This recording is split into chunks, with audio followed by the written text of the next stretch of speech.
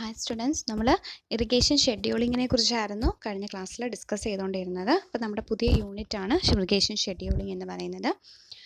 അപ്പം നമ്മൾ ഇറിഗേഷൻ ഷെഡ്യൂളിങ്ങിൻ്റെ ഡെഫിനിഷനും പിന്നെ അതിൻ്റെ പ്രാക്ടിക്കൽ കൺസിഡറേഷൻസ് ആയിരുന്നു ഡിസ്കസ് ചെയ്തുകൊണ്ടിരുന്നത്. അപ്പം നമ്മൾ ആദ്യത്തെ പ്രാക്ടിക്കൽ കൺസിഡറേഷൻ, അതായത് ക്രോപ്പ് ഫാക്ടേഴ്സിനെ കുറിച്ച് കഴിഞ്ഞ ക്ലാസ്സിൽ ഡിസ്കസ് ചെയ്തു.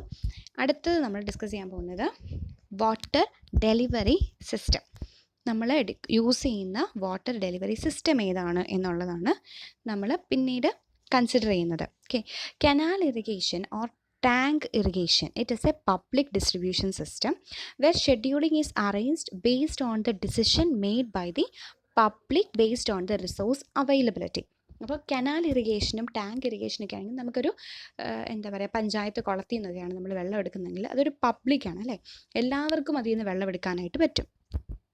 അപ്പോൾ അങ്ങനെ വരുമ്പോഴത്തേക്കും നമുക്ക് അവൈലബിൾ ആയിരുന്ന റിസോഴ്സിൻ്റെ അവൈലബിലിറ്റി വെച്ചിട്ട് പബ്ലിക് എല്ലാവരും കൂടെ ചേർന്നിട്ട്, അതായത് ആ ഭാഗത്ത് കൃഷി ചെയ്യുന്ന എല്ലാവരും കൂടെ ചേർന്നിട്ടായിരിക്കും ആ ഇറിഗേഷൻ സിസ്റ്റം എടുക്കുന്നത് അല്ലേ. നമ്മൾ ആ കനാലിൽ നിന്നൊരു ചാനൽ വെട്ടി എടുക്കുകയോ, അല്ലെങ്കിൽ നമ്മൾ ചിലപ്പം ഇപ്പോൾ സ്പ്രിംഗ്ലർ ആണെന്നുണ്ടെങ്കിൽ അതിൻ്റെ അകത്ത് നിന്ന് പമ്പ് സിസ്റ്റം വെച്ചിട്ട് എടുക്കുന്നതും ഒക്കെ ഒരുമിച്ചായിരിക്കും ചെയ്യുന്നത് അല്ലേ. ഒരു പർട്ടിക്കുലർ പ്ലേസ് വെച്ചിട്ടായിരിക്കും, അല്ല മീൻസ് ഒരു പർട്ടിക്കുലർ ആളായിരിക്കത്തില്ല, അത് ഫാർമർ ആയിരിക്കത്തില്ല അത് ഡിസൈഡ് ചെയ്യുന്നത്, എല്ലാവരും കൂടെ ചേർന്നിട്ടായിരിക്കും അതിൻ്റെ ഡിസിഷൻ ചെയ്യുന്നത്. അപ്പോൾ അതനുസരിച്ചായിരിക്കും നമ്മൾ ഇറിഗേഷനും ഷെഡ്യൂൾ ചെയ്യുന്നത്.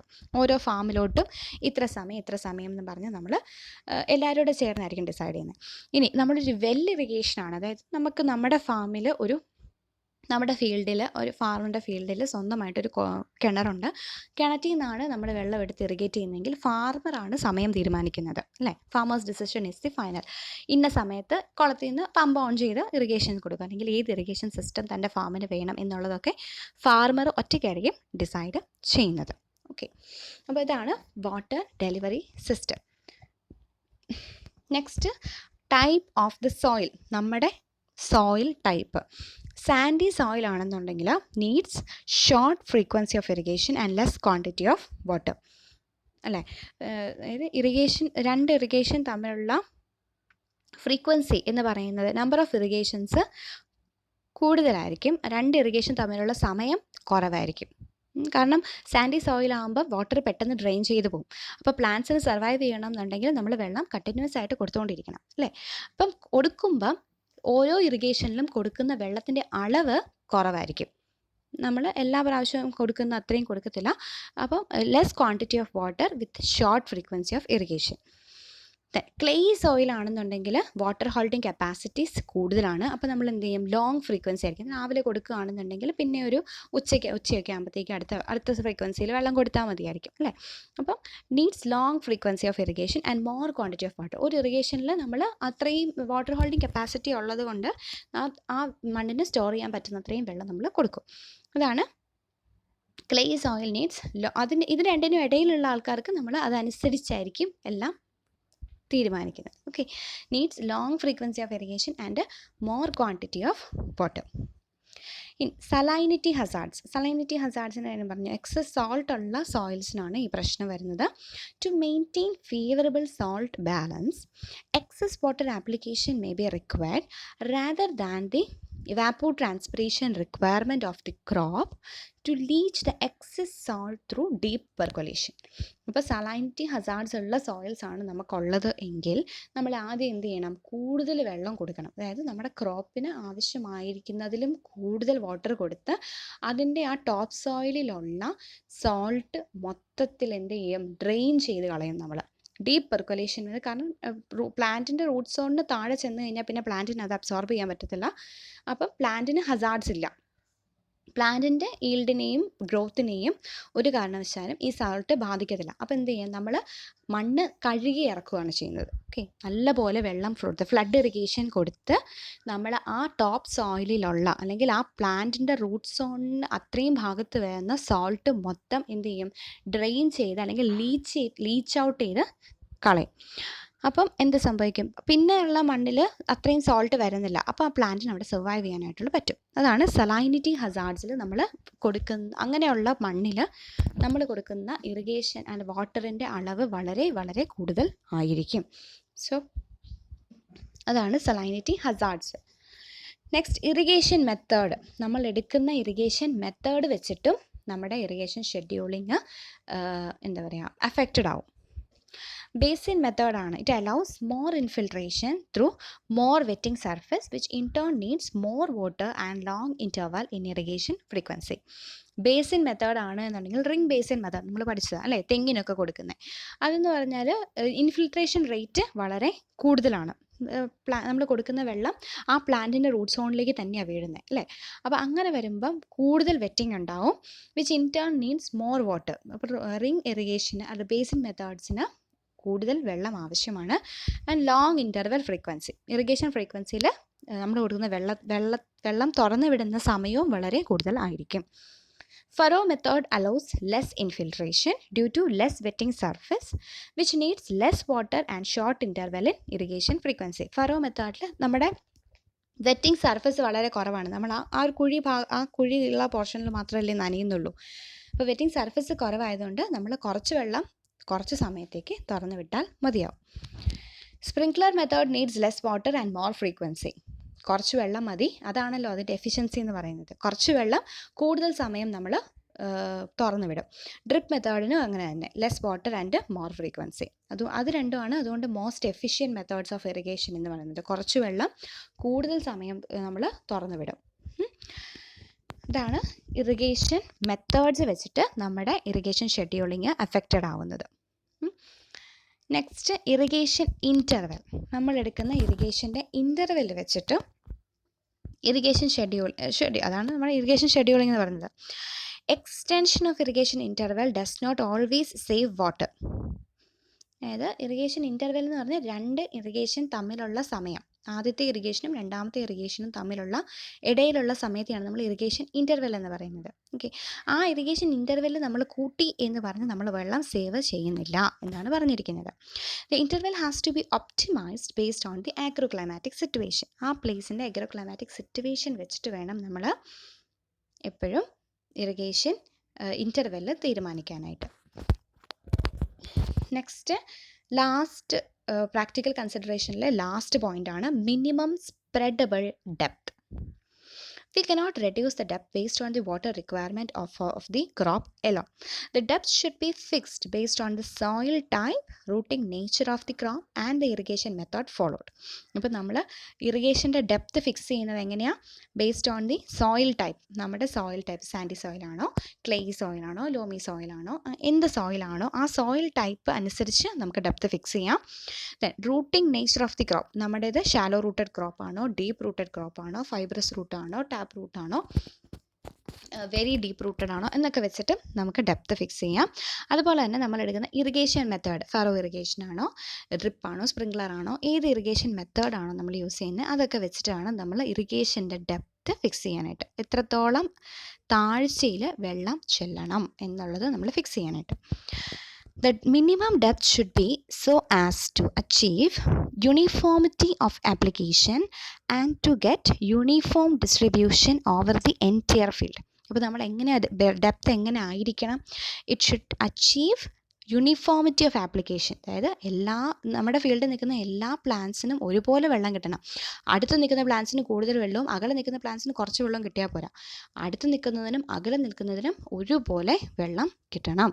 And to get uniform distribution over the entire field. Entire ഫീൽഡിൽ യൂണിഫോമായിട്ട് വാട്ടർ ഡിസ്ട്രിബ്യൂട്ട് ചെയ്യാനായിട്ട് പറ്റണം. ഇതൊക്കെയാണ് നമ്മൾ ഇറിഗേഷൻ ഷെഡ്യൂളിംഗ് ചെയ്യുമ്പോൾ ശ്രദ്ധിക്കേണ്ട ക്രൈറ്റീരിയാസ്.